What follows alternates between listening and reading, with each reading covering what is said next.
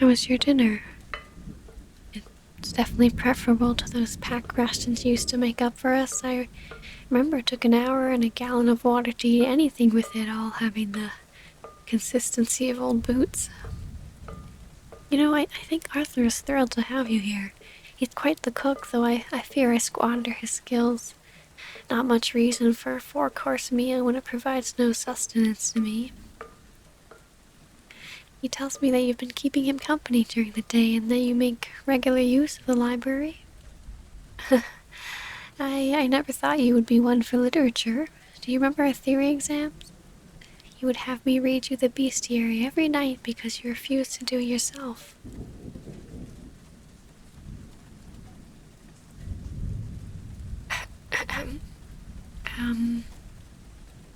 Have you been sleeping well, darling? I only ask as you seem to go to bed early each night and I've barely seen you this past week. Well, yes, I'm aware that my current disposition means our waking hours don't line up, but I don't remember you ever being one to sleep before sunset. No, don't play coy. It never suited you. I'm well aware that you've been avoiding me, and in fact, I believe if I was not able to wake up early because of the storm, I would have not seen you at all today.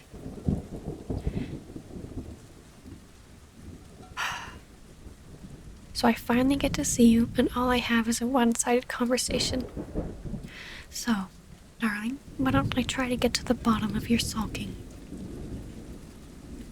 Is it your situation here? No, it couldn't be that.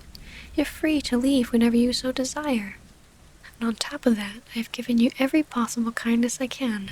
You've lived like a lord these past weeks, and I'm sure if you found my hospitality lacking, I'd hear it. Have I become a tyrant, ruling over these people with a bloody fist? But I know you've talked to Arthur and the others. You've tested them for charms and thralls, and you found nothing. I know you've seen what I do for these people, and I know you're not fool enough to ignore it. Back when we were together, you found monsters like the Baron even more distasteful than the beasts we hunted. So, is it the horror of what I've become? That I'm the same type of creature that we made a career of trying to destroy? Have the years of that morality being beaten into you set your loathing so deep that it overrides your love for me? When you look at me, do you only see my red eyes and fangs? Fine. I see you will not be getting any more out of you tonight, so I will leave you to your meal. Please, have as much as you like. I would not want to see Arthur's hard work go to waste. If you have need of anything, Arthur will be happy to assist, but I will be in the study. I have important correspondence to write.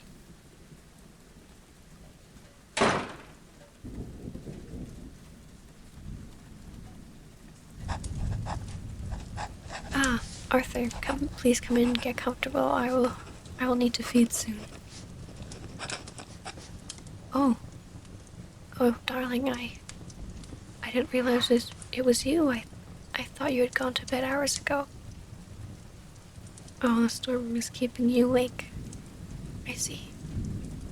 Well, you were always restless when it was raining, but I thought that might have been something you outgrew.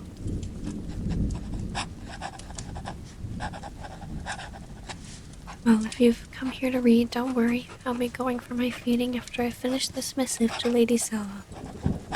Grey Rock is relatively close to here, and I hope to persuade her to trade formally. She has steel that we're in dire need of. But I can offer her plenty in the way of grain and livestock. You know, the coast north of here is all stone and crag, barely any good farmland. Well, you haven't come to read? Then, pray tell, what other activities have you planned for my study? There's not much else to be done here.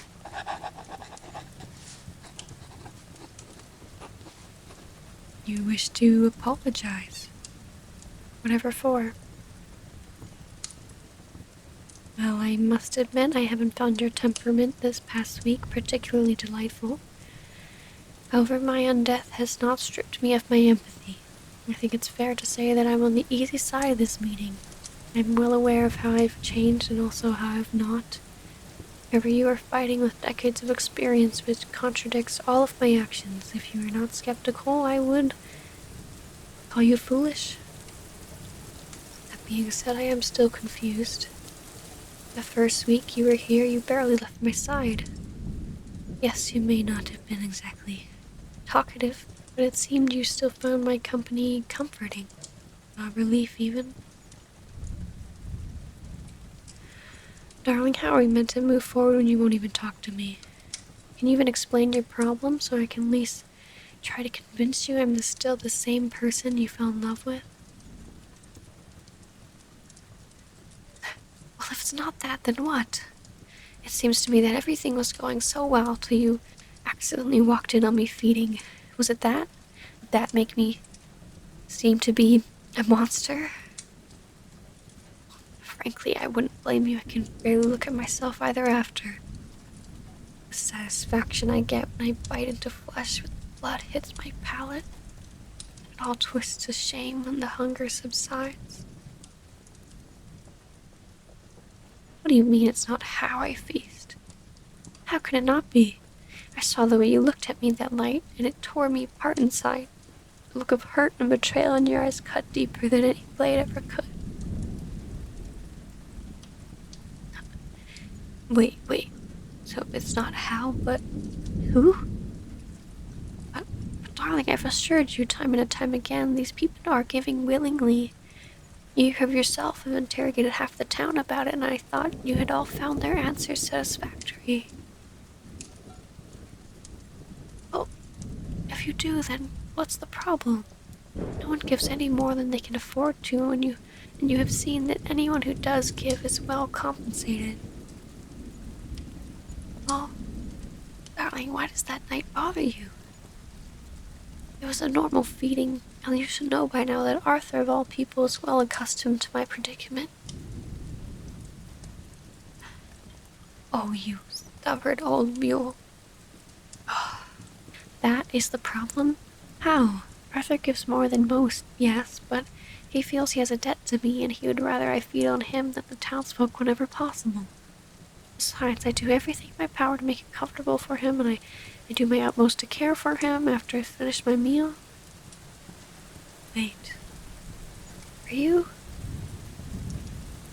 No. Well, forgive me, darling, but are you jealous? Oh, that blush tells me everything I need to know. How could I not have seen this? I should have remembered just how much she would sulk any time anyone ever said even something the slightest bit flirtatious to me. Oh, sweetheart, please, you really think that?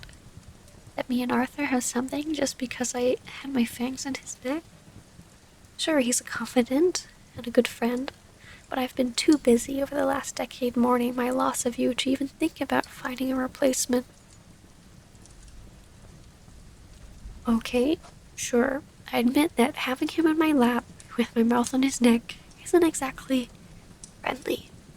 Though, have you ever tried keeping someone who is limp from trance still while you practically stab at their arteries? Not exactly a lot of positions that don't lead to my dinner all over the floor. Yes, darling, of course, I swear it. Every soul I feed on gets the same treatment. It's simply to secure and keep them safe. Well, that is apart from those like you who barge in with a blade. Them I'm not so worried about bleeding out accidentally. Oh, gods above, I feel as though we've slipped back into being teenagers again. Darling, the feelings I have for Arthur or any of the others I feed on are nothing compared to what I feel for you. Come here, you fool, and sit beside me. It's only fair you're uneasy about where we stand after everything that's happened. But I swear to you, I've never had eyes for anyone else. There are even times where I thought moving on would have been best for both of us, and yet the thought of you still lingered. Come here. Put your head on my lap.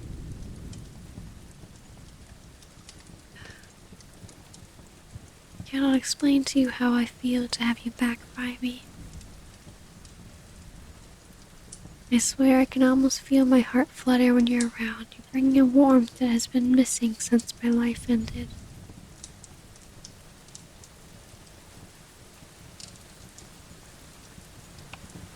Darling, you already know what it feels like. I nearly tore your own neck out when you first came back to me. Oh, you mean when it's voluntary? Well, I've been told it feels like a little nip. The bite is numbing, but you can still feel the fangs pierce the flesh. I'm sorry, I barely remember my own turning, and no one has bitten me since, so I can't describe the experience. Though those who donate their blood to me have described it as ranging from an inconvenience to relaxing or even pleasant. It is safe. Like I said, the people I usually trance so that they won't squirm, and that makes the wound I create clean and quick to heal. Often the worst effect is that of the blood loss, so that will clear in a few days with some good meals and rest. Darling, if you're still unsure, you can sit down on my feeding with Arthur tonight. I can explain it all as I go. I'm sure he wouldn't mind. Oh. You want me to feed on you? Well, I suppose I could. Okay, well, firstly, I will not trance you, darling. I trust you to do as I say, and I just wouldn't feel comfortable with you in a thrall, my own or not. Now, sit up, lean into me and wrap your arms around me. Good, darling, just like that. Now lean into my shoulder. Are you sure about this, darling? Good. Because you smell absolutely divine.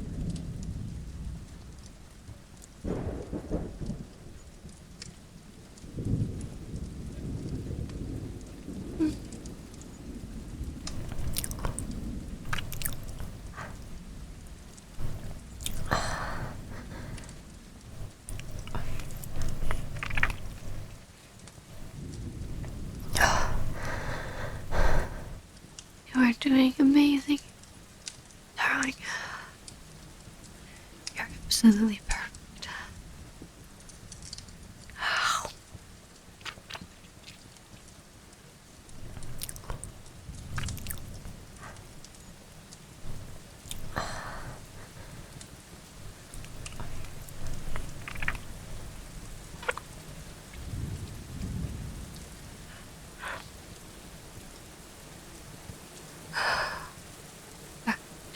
Darling, are you alright? I didn't take too much, did I? No? Oh, good. Oh, look at you. Your eyes are all glazed and blood trailing down your neck. I remember seeing a very similar expression from you, and that was after something you definitely enjoyed.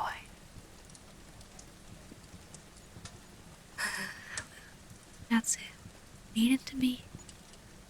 Just stay upright for a second while you drink this water for me, okay?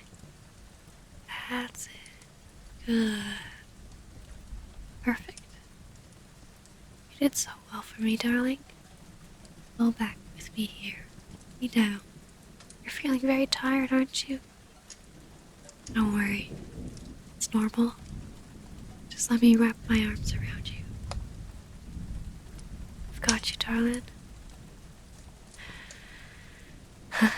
Well, lying here, I feel almost human again.